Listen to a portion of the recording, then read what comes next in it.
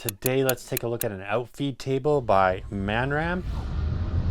This is for your DEWALT thickness planer. Now this is super awesome if you don't get the outfeed table with the planer like myself. So we're just gonna open this up and take a good look at what you get.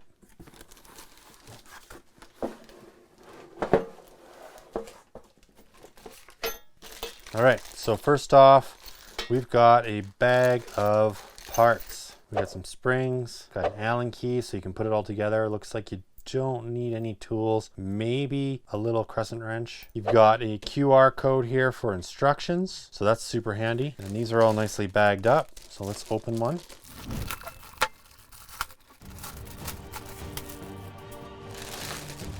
So there we have it. We have got our infeed and our outfeed table. They are solid metal construction. They seem really nicely built.